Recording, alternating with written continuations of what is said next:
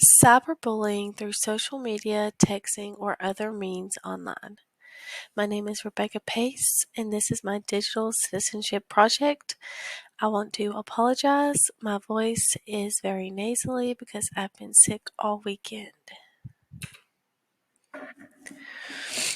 Some guiding questions to think about when looking over this presentation are: what is cyberbullying and how can we know what it may look like? And how can we prevent or stop ourselves or our students and children from being bullied online? The articles that I used more than one to get the whole picture of what I was trying to get across. I used two articles from Edutopia, What Bullying Looks Like in the Digital Age and How to Prevent It by Amy Williams, and I also used Transparency, Bullying Redefined and Identified by Terry Hike. What is cyberbullying?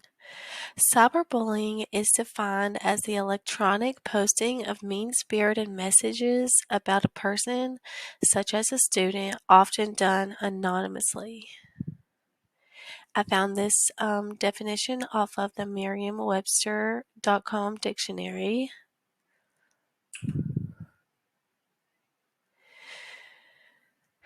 Some facts from the article, the first article I used. Bullying is becoming an epidemic in America. Half of workplace bullying and 40% of school bullying will go unreported. Social media has catapulted bullying into astronomical levels, which contributes to 1 in 12 teens trying to attempt suicide and 1 in 6 to seriously considering it. Cyberspace aggression can look like text messages. 1 in 5 teens will be the victim of text bullying or social media attacks. 95% of teens have witnessed cyberbullying while using social media. Cyberbullying does not affect just teens. In 2013, 30% of online stalker harassment began on Facebook.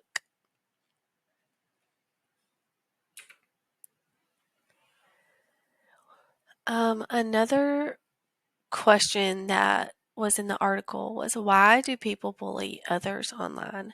And this article stated that there are some reasons behind why people choose to do this.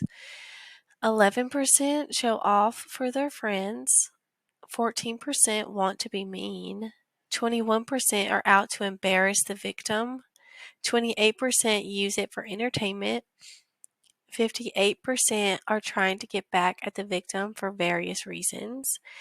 58% feel the victim deserves it, and 16% have other reasons for choosing to bully people online.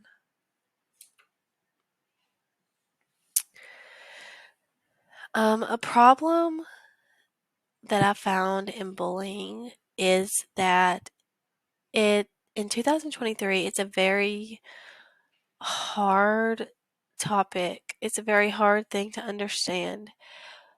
What does it mean to bully in 2023? In 2023, bullying can be subtle and it can be sneaky. Along with the rise in social media use comes new bullying behavior. It's a little bit different than what we've seen in the past, which is outright being mean and constant taunting or physical violence. There is a new type of bullying online. It's called passive-aggressive bullying. This includes subtweets, sliding in and out of mentions on Twitter, purposely failing to tag people who should be tagged, following and then unfollowing people, friending and defriending, and all of the things similar to that that can go on the social media websites or platforms. All of this creates a breeding ground for bullying. It also leads to blurred lines and the questions, what does it mean to bully? It's really hard in 2023. Everyone we know has social media, and They can bully in ways that don't seem like bullying so that there's less evidence to prove that they're bullying. Bullying in this way is more emotional than it is physical, but it is still bullying, in my opinion. There is more opportunity than ever to cyberbully now that social media use is at an all-time high with apps such as Twitter, Instagram, and TikTok. A modern definition of bullying from stopbullying.gov is defined as being mean to people that can't or won't defend themselves. And I see a mistake. Apps should have two P's. Lead by example. Active campaigns to end bullying and cyberbullying. These are some things I found online where people are actively trying to prevent bullying. Collins Riverside Intermediate School put into effect the Jamari Terrell Williams Student Bullying Prevention Act in 2018, and this replaced the anti-harassment policy that had previously been adopted by school systems throughout the state of Alabama. The major change that they implemented is that this new act expands the current law to include student against student bullying, intimidation, violence, and threats that may occur off of school property, including cyberbullying, which I think is wonderful. In 2018, Alabama schools put a new law into effect. HB 366 is a comprehensive anti-bullying law. This law was put into place as a result of a rise in teen suicides, as was the case for teen Sarah Burks, who took her own life as a result of constant bullying. This law wasn't put into effect specifically for her case, but this article does share that her mom shared her story about being consistently bullied with no repercussions for the bulliers, and sadly this case ended in her taking her own life. So this new law was put into effect to try to prevent cases like Sarah's. What can you do? You can help find the root of the issue. One thing that this article stated was that bullies need help too, and it can be hard to want to help a bully or hard to see that they may be bullying because of a problem that they may have in their own life. But besides helping the victim, which we do need to do, of course, the bully does need help too. We need to help to figure out why the bully is bullying and try to prevent that. Stay aware. Look for signs of harassment. This may look like threatening or explicit messages in repetitive contact through emails, texts, or social networks.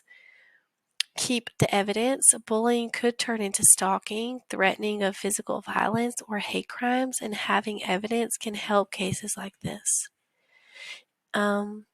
If you see something, say something. Underreported bullying is one of the underlying causes for its uncontrolled growth. People are scared to say anything, so bulliers are not being held responsible for their actions, and this can cause bullying to worsen or to grow, especially in a school setting with lots of teenagers.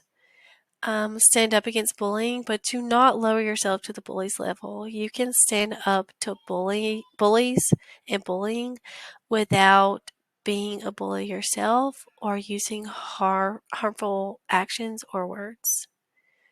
Don't take part in cyberbullying even if others you know are, and never take photos or videos of others without their consent.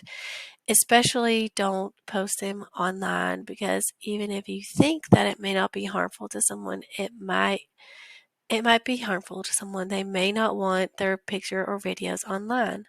I know many people, myself, who do not like their picture being online. They don't like their videos being online, and I would never step over that line and put pictures or videos of them online without their consent. You can educate others. As a society, we must help educate others to help the prevention of cyberbullying, as well as be able to spot it when it does happen. So, to circle around back to our questions that we needed to think about, what is bullying? I chose that question because I knew it can be so hard to describe and explain, especially in today's modern world. But my definition is that bullying is any consistent behavior that causes emotional or physical harm to others. This could be direct and purposeful online behavior, or it could be passive aggressive online behavior, as we talked about in a previous slide. And I left out physical violence on this slide, but it does include physical violence. We see more emotional violence now, but of course, any bullying is physical or emotional. Cyberbullying just happens to be emotional. How can we prevent it? To prevent or stop bullying, it is important to stay aware online as well as to report bullying if you see it online, as underreporting is a major issue in cyberbullying. Now, this may not sound or seem like a direct way to stop bullying, but it is really hard to prevent and stop cyberbullying. So, the best way that we can help others is to say something if we see something online and just help others know like what to look for and what to do to prevent themselves from being bullied. These are all the sources that I used in researching this topic. And that is the end. Thank you for letting me share my presentation with you all and for listening to my